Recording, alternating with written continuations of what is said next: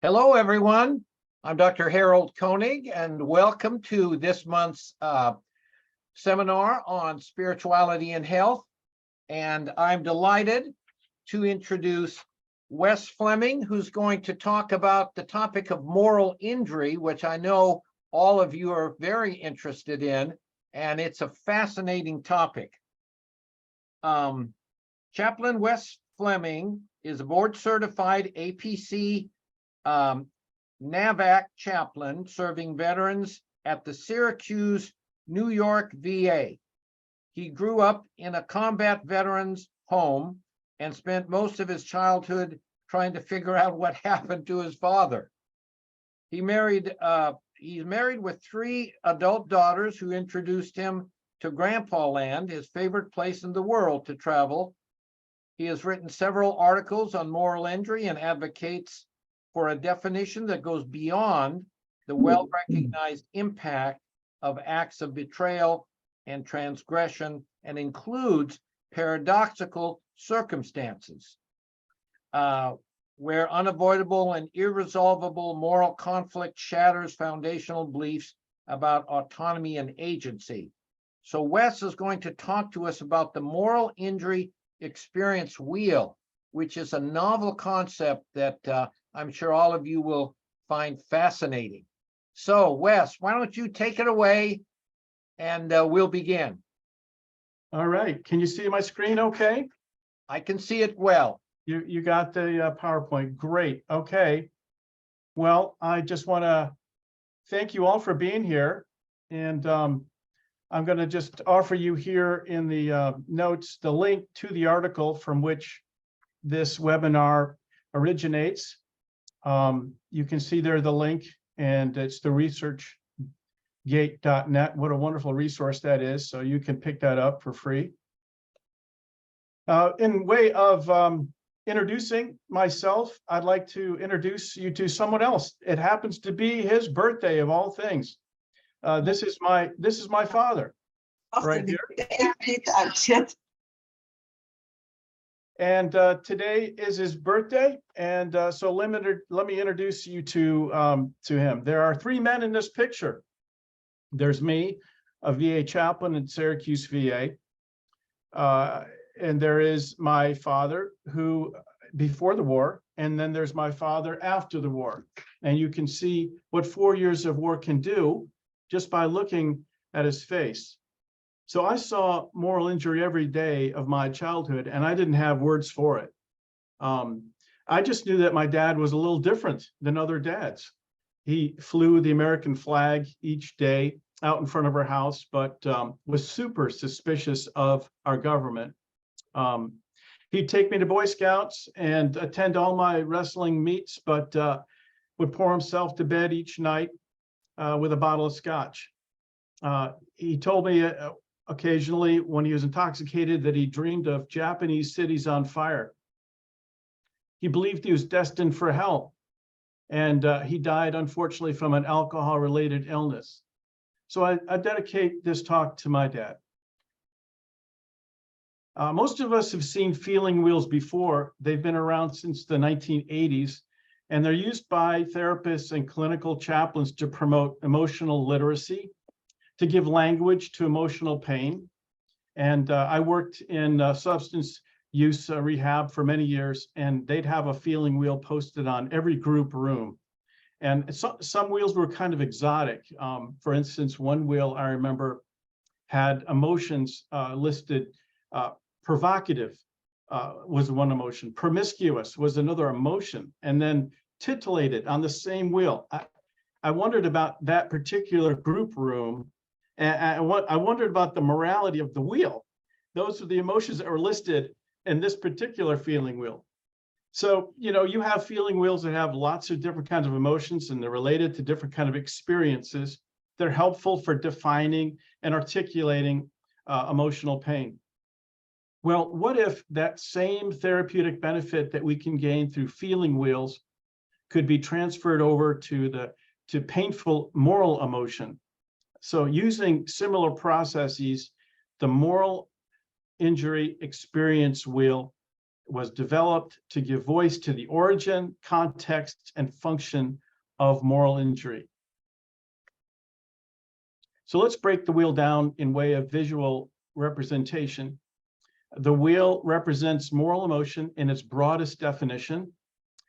4 quadrants represent the 4 forms of moral injurious events per definitional research.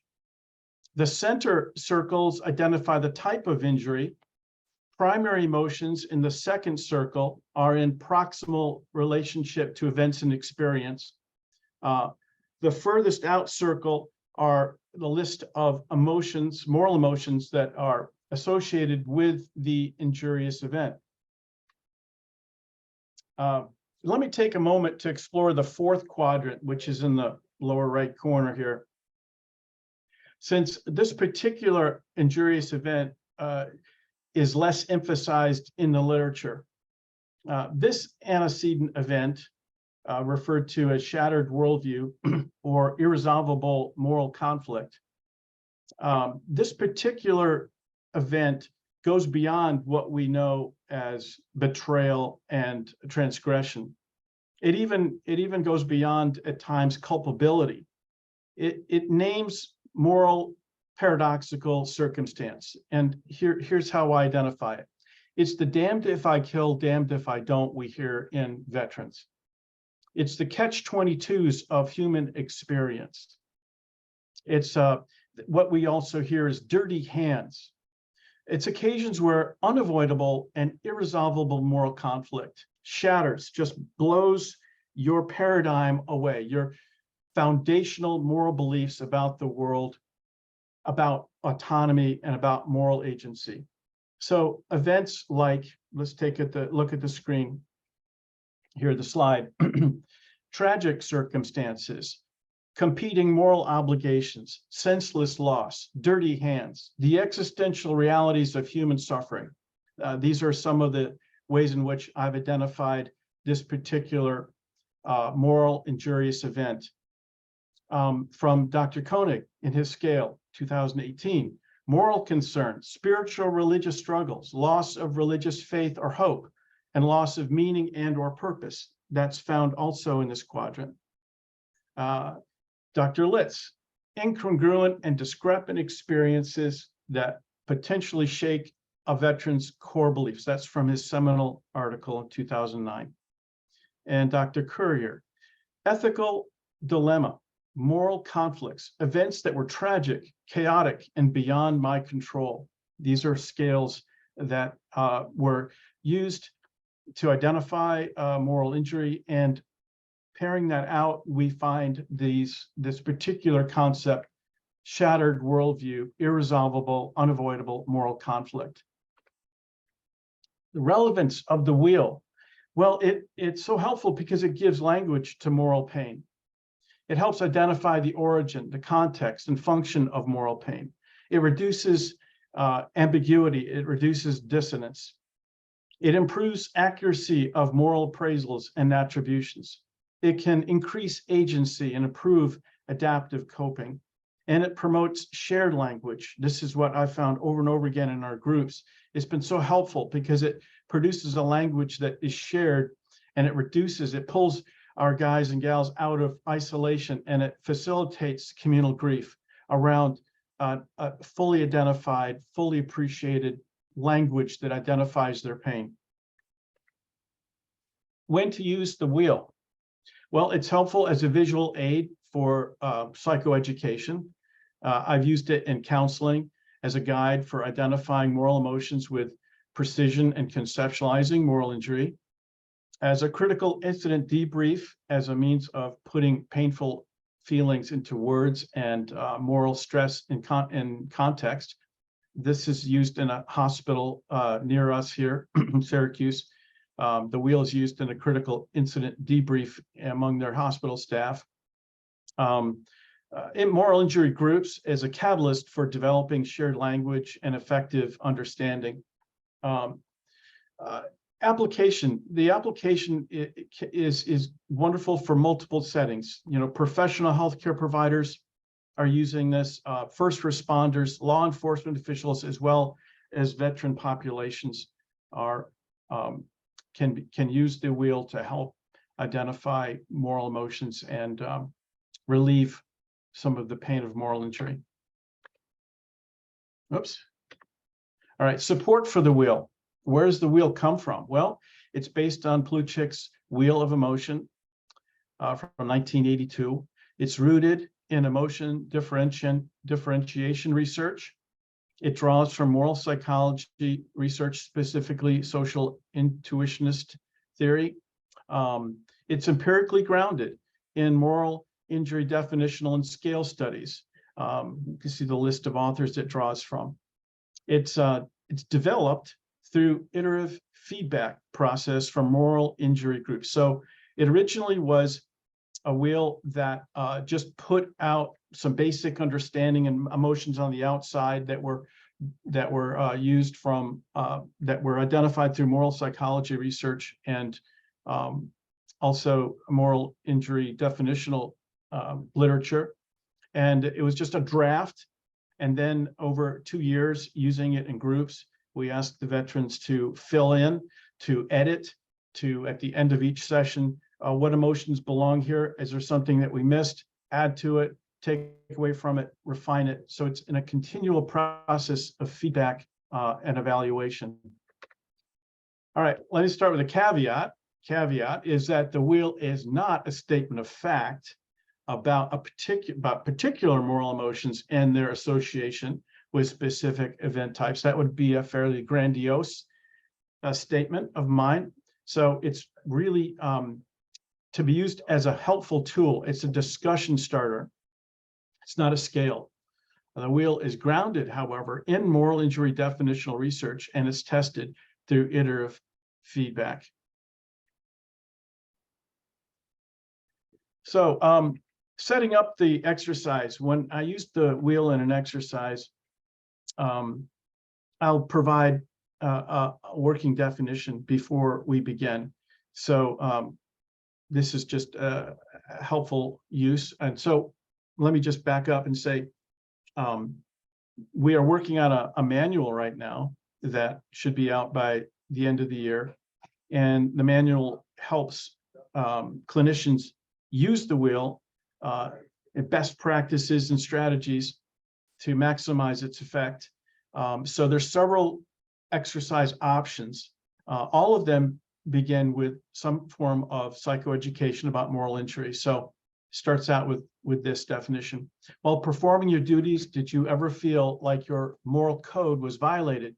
Perhaps you felt betrayed by your leadership or institution, or forced to do something that you believed was wrong. Maybe you did something that crossed the line and personally transgressed. Maybe things just went sideways and no person was to blame, but your belief in a moral and just world was shattered. If so, you may have experienced moral injury. Moral injury is a wound to your deepest sense of right and wrong. It leaves you feeling disconnected and alienated from others, often guilty, ashamed, and angry. So we set up the exercise with psychoeducation. Typically, we'll show this slide, which depicts the feature overlap of moral injury and PTSD. I won't labor you with this. Most of you are very familiar with it, but it's a helpful slide in terms of psychoeducation. So then we introduce the wheel. It's always helpful, I find, in a group or individual session. We've always found it helpful to offer a few introductory remarks that kind of like set the stage and set expectations for use of the wheel. So we'll say something like, something to remember, moral injury will never completely go away. There are no magic pills or silver bullets. If it did go away, you'd be left without your conscience. So we're very thrilled that in a sense, that there's moral pain going on, because it means that you are not a sociopath. So congratulations. Our goal here is to comprehend the origin, cause, effects, and function of moral injury in your life. Putting your experience into words may help you to move forward with less distress. We'll also share something like this. Moral injury is a part of human functioning, the result of an active conscience and limited power to control or change the outcome of morally significant events. So what's painful and difficult about moral injury? is avoidant behaviors. All the dissonance, all the distress can lead to ways in which you want to numb the pain through drinking, drugging, isolating, self-harm. These are the problems. The fact that you have moral injury means that you're a human being, means that you have an active and alive conscience. You're struggling with real important values and concerns and conflicts, and we want to hear them. We want to be a part of that now. So we'd introduce the wheel this way. Let me now go through two case studies that show how the wheel actually was deployed. And the first case study is after the education piece. We'll ask participants to share their moral injury story. And then in this particular use of the exercise, what we'll do is we will then, after they share their story, we'll provide the diagram, and they will then use it as a guide to describe their story. So in this case, we see an Army Ranger deployed to Iraq who used the wheel to tell his story.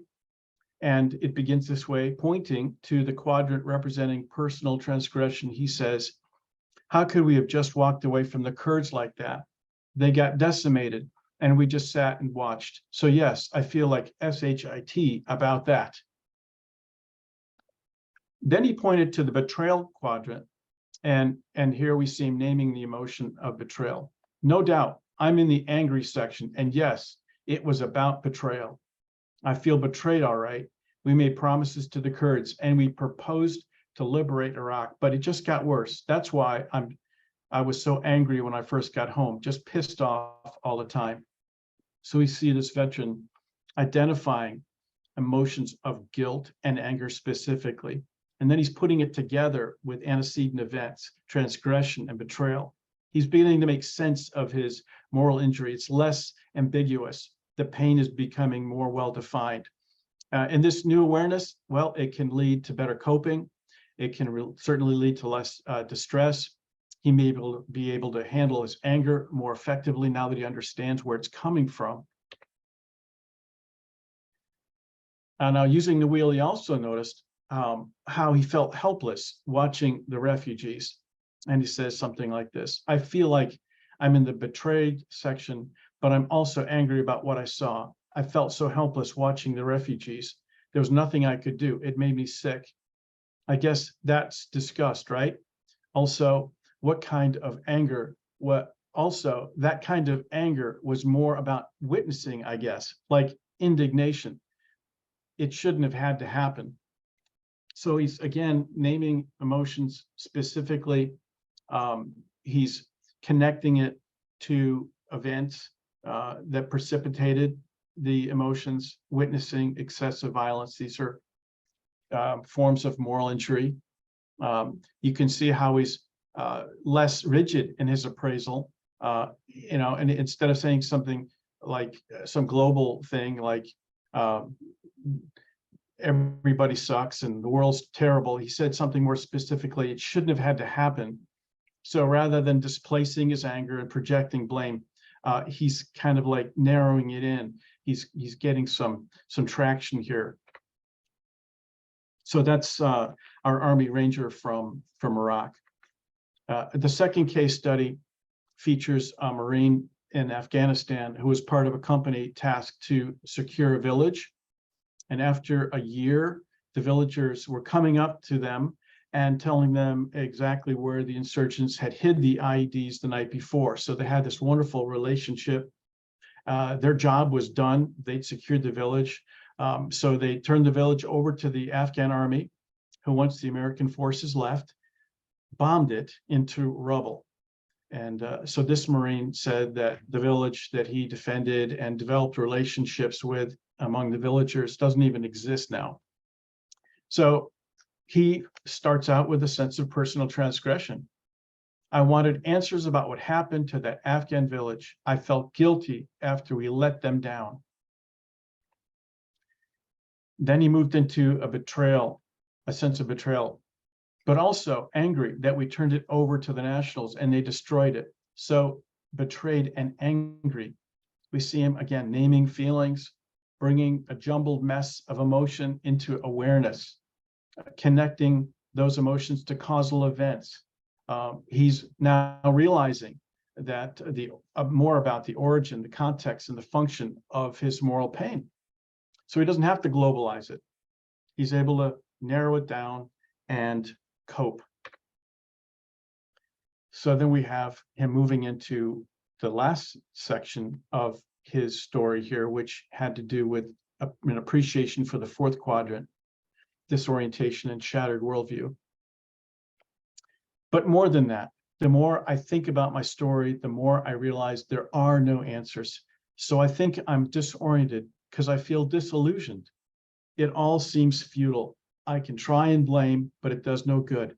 I joined to defend our country and do what was right, but the handwriting was on the wall about how the war would end long before I arrived. My issue is with human beings. Will we always be at war? So you can see his moral pain now move into a philosophical question, a very good question, by the way. He moves into a perspective that whereby the wheel is able to identify feelings of disillusionment and put them together with the moral paradox of war. So out of the storm of swirling emotion, he ends up asking a very good question. You can see him come to this this difficult question, but also maybe some distress is alleviated as he begins to join the human condition.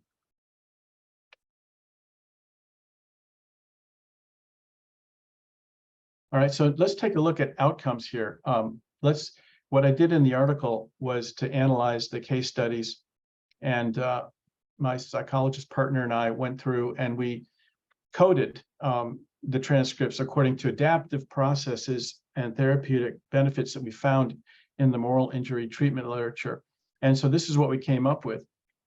So we found among the case studies, psychoeducation about moral injury. I'm in the angry section. Yes, it was about betrayal. So he's identifying, he's beginning to understand what moral injury is about.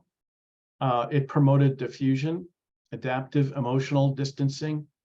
So betrayed and angry, but more than that, he's naming the emotion. He's not in the emotion. He's able to name it, get some perspective. Facilitates accurate appraisal. My issues with human beings, will we always be at war? So here you see him coming to a more precise appraisal rather than a global appraisal and a swirl of emotions. He's able to ask a very good question. Elicits acceptance experience. One of the transcripts in our moral injury group from another session, a veteran said, I can try and pin blame, but it does no good. Reduces dissonance. I think the more about what happened, the more I realize there are no answers. It can enhance agency. I get it. It's not going away, but at least I can move on with maybe a little wisdom. That was from another veteran in a group session. Reduces isolation. The wheel showed me that my pain has a place. It's real. Others have felt this. So we're pulling our veteran out of alienation. Communal grief. It all seems so futile. Communal grief I've found to be so helpful, such a natural part of the process of healing moral injury, because sometimes there just aren't any answers, and it's a matter of just accepting loss and working through the loss. So communal grief was facilitated through use of the wheel. It reduces stigma. More times than not, I hear a patient or a veteran use the wheel and say, it's so great to know that I'm not alone, because the wheel represents this universal condition, and the language and the concept resonate. So there's a sense of we're in this together as human beings. So in way of summarizing the outcomes, psychoeducation about moral injury, reducing ambiguity and related dissonance, promoting diffusion, accurate appraisals, promotes acceptance processing, reclaims agency and better coping, and shared language. So let me show you two exercises that we have many different exercises in the manual. I'm going to show you two. One's an individual exercise, And this one works by identifying first the event. There are other exercises that work with the participants by identifying the emotions on the outside. This one works with identifying at first the event. So it'll go something like this. Now that we have a basic understanding of moral injury, if you feel comfortable, please share your story. Now, as participants share their story, we've had to watch for trauma responses because it gets them right in there. And so we support appropriately. We offer reflective listening throughout and space if they need to regroup. Then we say, using the wheel as a guide, we'll hand them a copy of the wheel. What events in the center of the wheel best describe your moral injury? And so they'll go around and say, oh yeah, man, it's about betrayal, or it's about witnessing what I saw. And then from the inside, we'll go out. Then what emotions on the outside of the quadrant do you most identify with? Do emotions come to mind? Then we find frequently that these emotions overlap, and then it helps them to understand that moral injury is multifaceted. It's contextual. So there might be personal transgression mixed in with the betrayal. So what does your experience spill over into other quadrants? Number 4 here. If so, how does your moral injury involve other types of events or experiences? And then finally, we'll ask for like some feedback.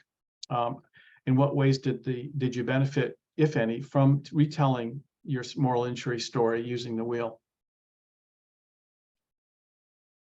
Here's a group exercise that we use that's been very profitable, and that is we'll place the wheel in the center of our group, and we'll ask, what emotions listed on the outside of the quadrant do you most identify with? And we'll ask them to write their initials, so everybody has a chance to kind of like chip in here. What events triggered those emotions? And if you're comfortable, maybe you'd want to share your story with the group. We'll go around giving every participant a chance to share. And then what values were violated? This is starting to move, and you know, it depends on the group, the time we have. A lot of times we break this up because it's hard to move from acceptance right into any kind of meaning making or committed action. You know, ending with a sense of acceptance is more than enough in terms of an outcome. But eventually we want to help them to identify the values that were violated and to list them on the outside of an appropriate quadrant, and then moving into committed action. In keeping with these values, what committed action might help you move forward in your life? So that's kind of a way to bring a kind of a motivational component to the wheel, besides just understanding and acceptance processing. So I thought, you know, I'm going to make time for questions here, but what I thought would be helpful is maybe to have you do a little practice session with yourself. You know, I imagine among the wonderful people that are here that are involved in people helping, that you might have suffered some kind of moral injury, perhaps institutional betrayal. If we have some medical providers here, maybe not enough PPEs. That was a part of the COVID experience, or forced to work double shifts, a sense of institutional betrayal. Maybe your experience is more related to personal transgression. You just had enough of it and you lost your temper, and under all the stress, you have some regrets about that. Maybe you witnessed too many deaths, to overdoses, maybe, or COVID-related deaths.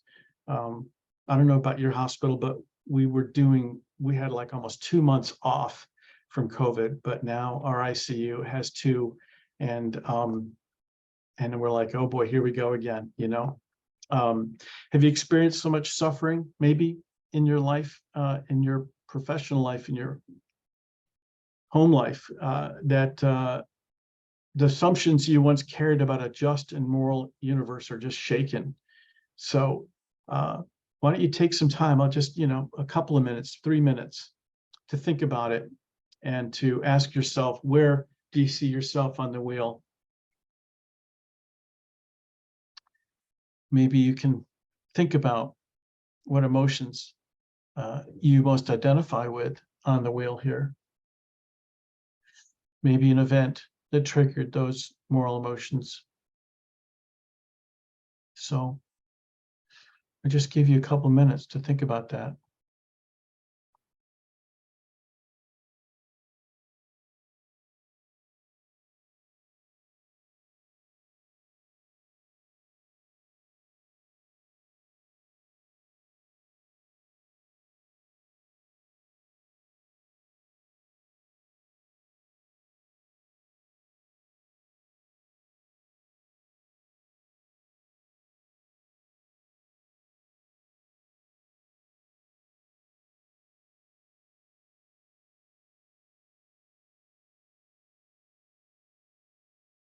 Okay. Some feedback, you know, you don't need to share your moral injury story in this public setting, but maybe some feedback. Maybe you can see how this wheel helped you a little bit, or you could see its potential in helping some of the folks that you care for. Go So- ahead and unmute yourself if you want to make a comment.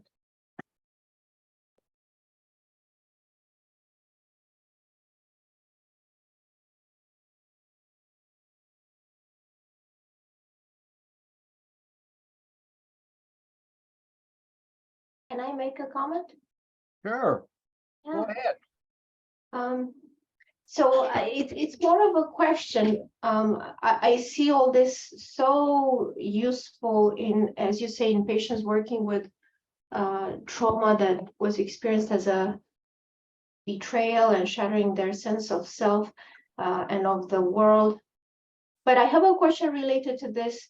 If you know, those people going through this were also spiritual, religious people, and they take these questions to the next step, you know, where was God when all this happened? Would you see that as a spiritual trauma that is kind of a different concept? Do you see that tied into this particular concept? And how do you see your role in guiding them out of that? I suspect it's going to be the yellow disoriented corner, kind of trying to make sense of the world and move to the next step. Yes, I'm, you know, the word spiritual trauma, religious trauma, we've got a lot of new definitions that are coming out on this.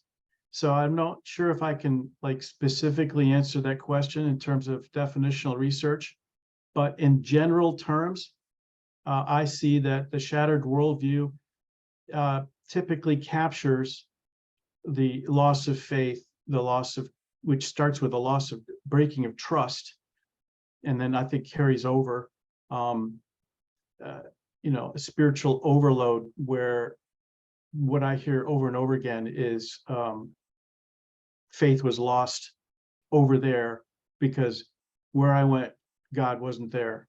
What I saw, you know, God would never allow, the God that I was taught. So working with folks with faith, you know, it's about helping them accommodate that experience to integrate into their faith and their spiritual practices and belief system, a bigger world that does let that happen, where it you know, their faith is able to line up with reality. And so I would, you know, this is, Camilla, what I do is typically help a person expand, okay, their faith system, so that these discrepant events can be a part of their faith. So it's the order, they had order, then it went into disorder, and then maybe if they're interested, they can work toward reordering their spirituality to accommodate these discrepant events. Does that help at all? Yes, very much. I was wondering, like, I mean, in my own practice, I'm a psychiatrist. How far can you go with this concept? Because in a way, it's the only concept that would make sense. But it's almost a concept of martyrdom where you realize that pain is part of your faith. Sufferance was part of saint's life. So how do you invite people to accept sufferance in a world where we're trying to cure it? Right. Oh, yeah, good point. Yeah, we're not trying to fix it, are we? We're gonna let them, first of all, it depends on where they're at, right? We follow them. And so depending on their belief system, depending on their faith or religion, there might be some helpful tools, might be some helpful precepts, as well as practices that can include a universe that sometimes is very unpredictable, that sometimes feels like betrayal, that where there are things that are irresolvable, where there are catch-22s, where there is dirty hands, I mean, where does that? So according to the person's belief system, if they were Christian, I'd ask them to explore the cross with, what is the cross? Is that a picture of shattered worldview? Is that a picture of pain, suffering that was undeserved? So I would work with them with their images, symbols, and faith to, according to their level of interest, expand, include, and then the person, of course, it's post-traumatic growth where you see a new narrative being birthed, a new understanding of their life, integrating the pain into their spiritual narrative. Lyle, is that your hand going up? Yes. Yeah. I think psalmody, the consistent practice of reading the Psalms, Brueggemann's work on psalmody follows your own order, disorder, reordering, and he calls it orientation, disorientation, reorientation. But the Psalms, obviously, as you all probably know, give us that permission to be honest and to express every imaginable human experience and emotion. Yes. So I think sometimes I find patients can relate really well to the honesty of the Psalms that give voice to their own pain and trauma as well. Yes, I think that the Psalms is a tremendous depiction of moral emotions, right? It's a more of an audio version of the wheel here, where people identify with that emotion. It's precipitating event. They say, hey, it's me. I'm a part of the human condition. I'm acceptable. I'm loved. It's hard. That life is full of suffering. They are able to accommodate and include. So yeah, that's great, Lyle. Thanks. I have a question. Franklin? Okay. Carrie is next, Hi. Well, I'm amazed at this because I'm counseling a young couple right now. He is PTSD from Afghanistan, 2 or 3 tours in Afghanistan, and he was a reservist, not active duty. A lot of that happened, yeah. And she went through the foster system here in Arizona and was badly abused, adopted at the age of 4. So I'm studying toddler emotions. But when I ask them what kind of feelings, emotions do they experience when they really visit the pain, they only have 2 or 3 words. So this will expand their vocabulary. And I just want to share that the veteran, the husband, for his birthday, he got a PlayStation video game called Tsushimi, Tsushimi, I think it's spelled. And he played that video game. And she thought he was just not spending enough time with the kids. But through that video game, he saw betrayal and injustice and immorality. And then everything was a reversal at the end. And all the lights went on. He said he had this breakthrough where he realized the war was not his war. And it was not his war to fight or to win. It was his job to do his job. He signed up for it and It's over. And so he does this huge breakthrough, and all of a sudden he sits calmly and talks about instead of yelling and waving his arms around the room. So I just want to share that with you. And thank you for this presentation. Great. Well, I'm curious about that video game. Is it an educational video game? Or is No, did it just I happen don't to, think so. it just And I happened think to it's open hard him to up? find. Yeah. I think it's difficult to find. His wife found it at Walmart, and there was only one copy left, and he's been looking for it for years. He had Mhm. no idea it was going to just open up all the injustice he went through, Oh, and finding out that in the characters in this game, he thought he was defending a good guy that turned out to be the bad guy that killed his father. And all this injustice came to light and Mhm. realized he was just a small part of a bigger problem that was not really his problem. wow, that is a great resolution, to be able to say that it wasn't my war, to be able to say that he was, didn't view himself as a pawn, that's the betrayal thing, didn't view himself as a perpetrator, there's the shame thing, but to say simply that he was, that he did his job, right? That's Right. about as good as you get with Yes. He with still that meets with resolution. some of his buddies who survived the war, and he Mhm. talks about some of the horrors. Oh, yeah. But now it's just like he's found resolution, and I want to strengthen that and reinforce that and have him keep on visiting that, and just prepare a little mantra about that whenever he gets triggered to go to the dark side. Just remember, you learned that's not your war. You did your job. Wonderful. Thanks, Sherry. Yeah, Thank you, you're Reverend Sherry. Yeah. George, I think you're next. Yes, good morning, Hi. here in Denver at least.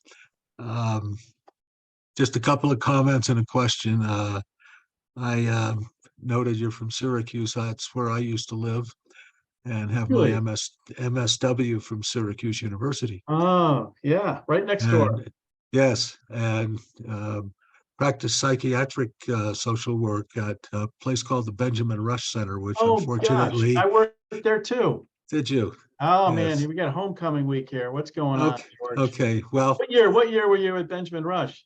1988 through 1991. You were there a little after. I left at 84. Ah, Yeah. Well, thank okay. you. Yeah. Well, I specialized in working with alcohol and drug addiction, Mhm. and I'm myself a longstanding member of a 12-step recovery program.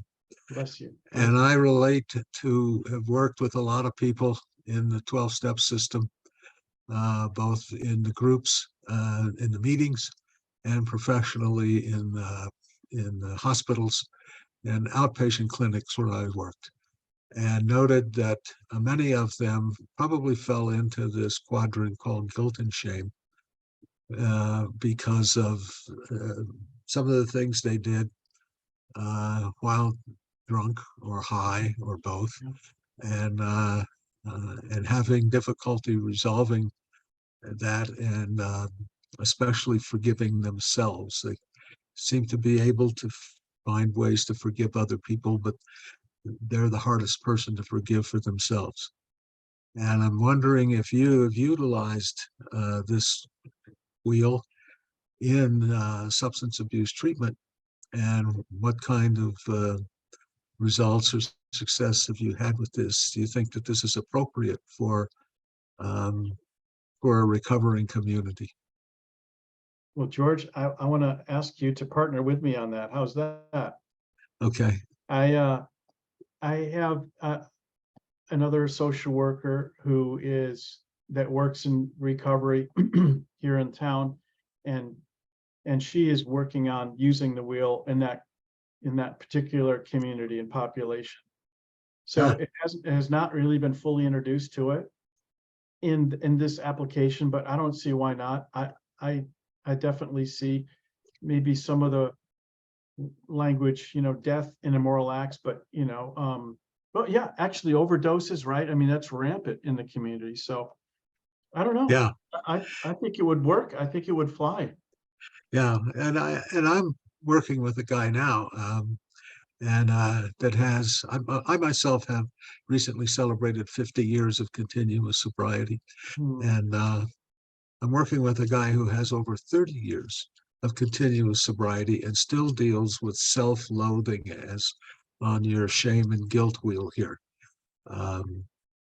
Yeah. And it's getting, finding ways to help him forgive himself, Right. and is is what my challenge is, because after 30 years, some of this should have been long since addressed, Mhm.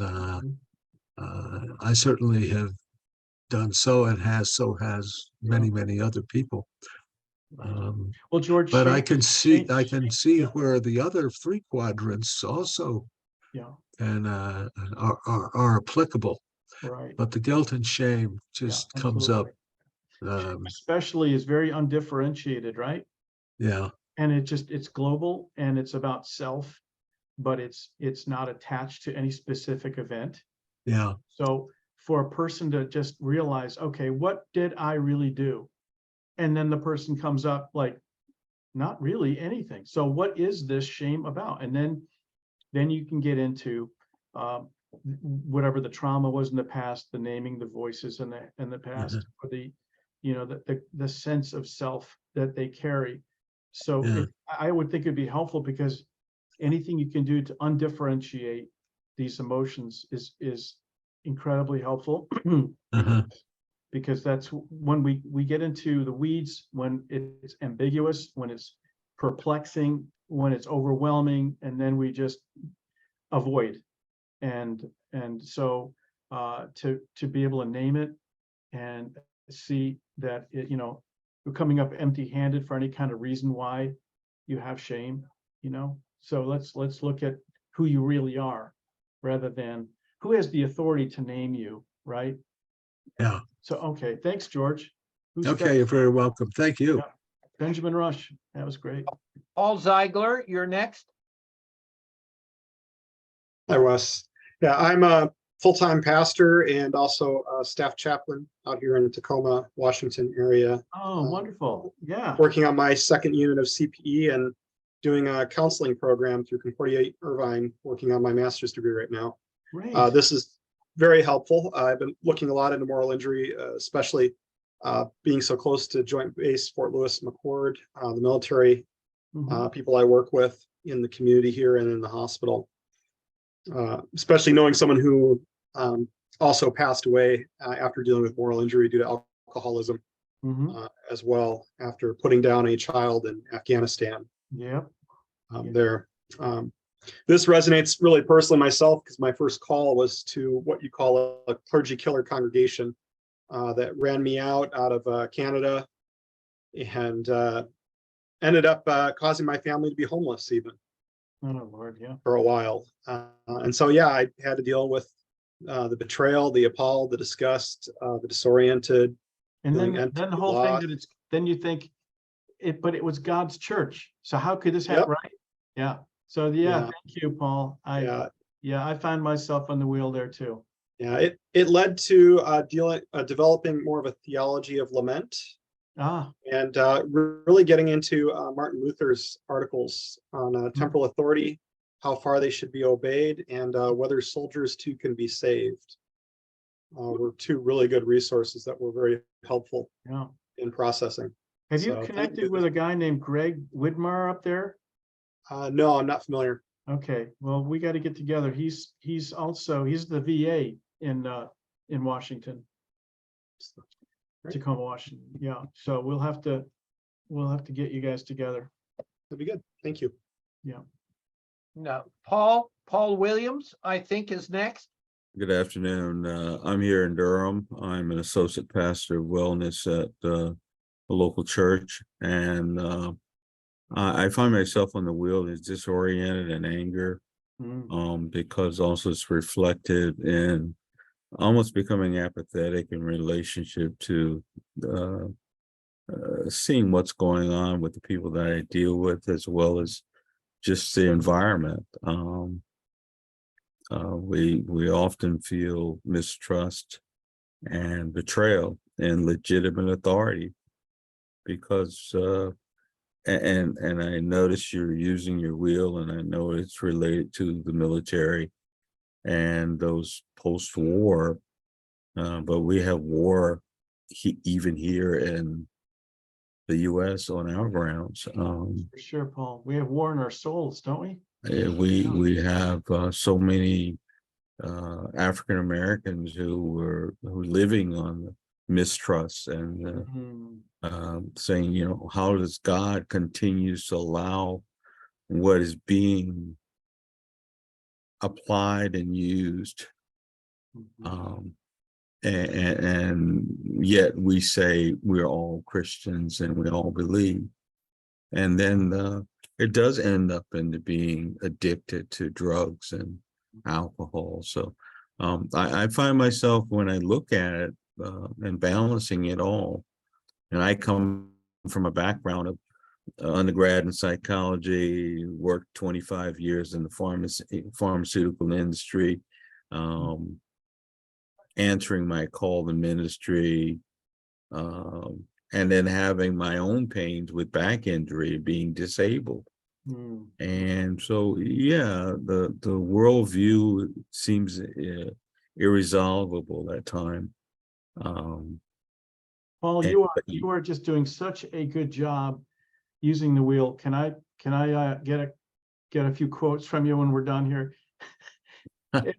No, you're just going through, you're identifying the emotions, you're taking it to the events, and I hear you processing.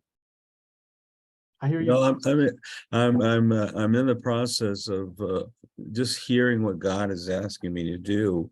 I'm also writing a dissertation on African American men living with prostate cancer, dealing with disparities and inequities. And when you read some of the things that are in the journals and the research and so forth, and then you look on in your own group in the ministry, and you see people just languishing there, just waiting to die, and asking the question, you know, why have I not been given the same equality as others?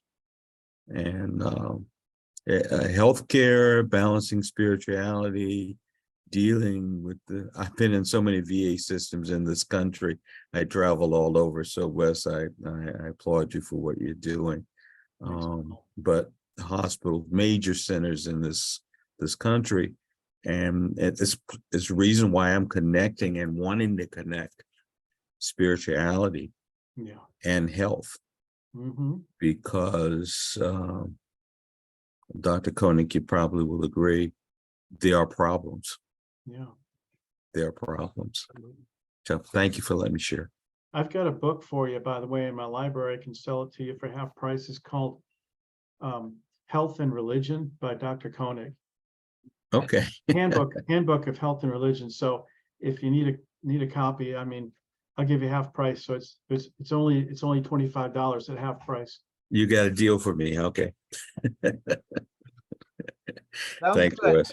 Thank you, Sounds Paul. good. Thank you, Paul. Andrew, Will you you're sign next. it, Dr. Koenig? Sounds good. Andrew, you're next. Turn on we can't hear you for some reason.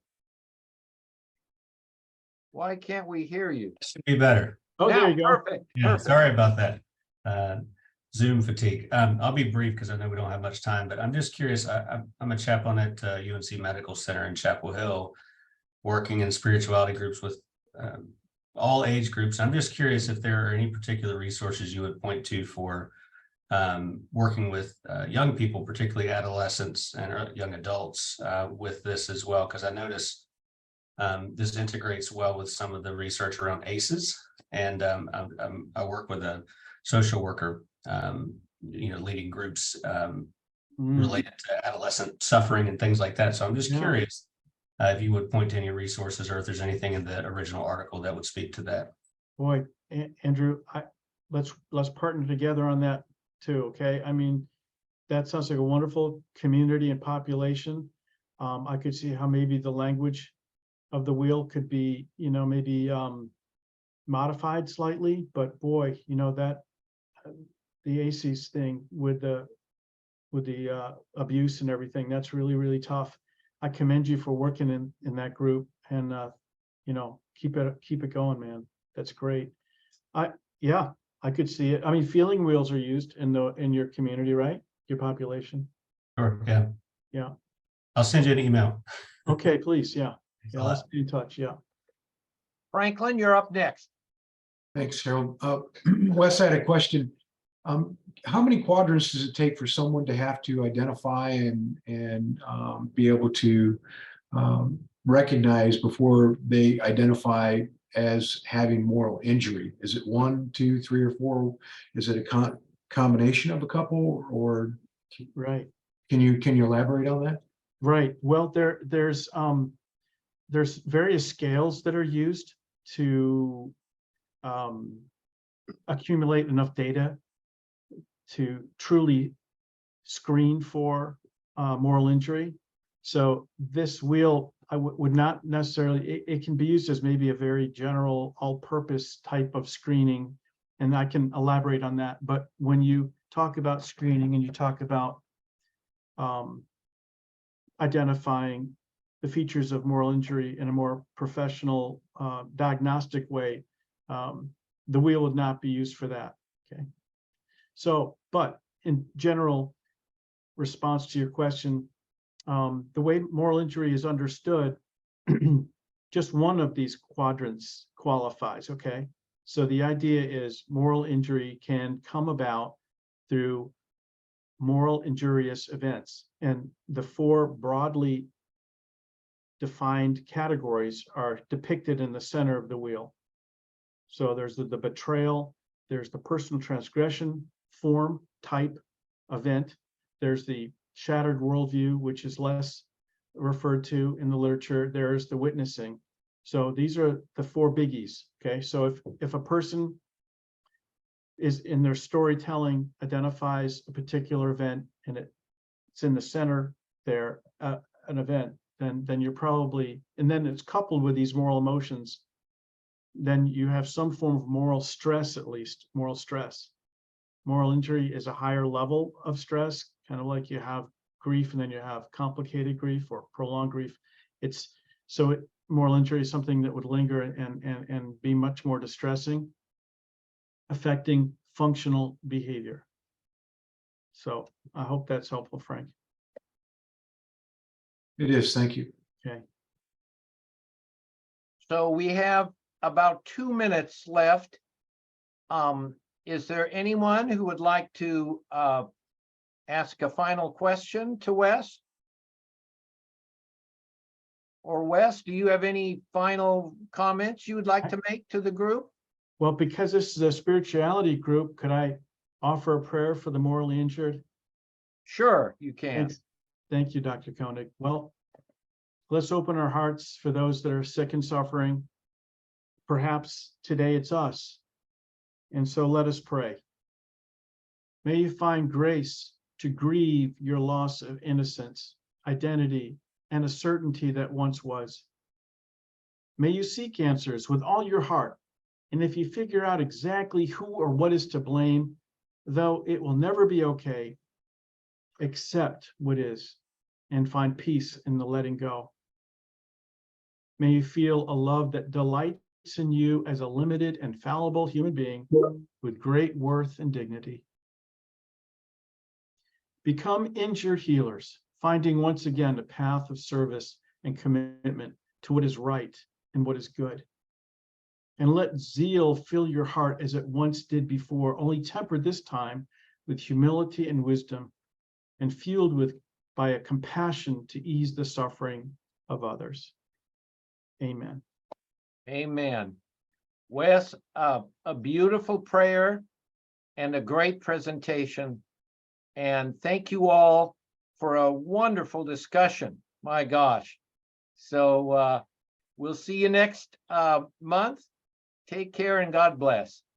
Thank you all. Thanks for participating.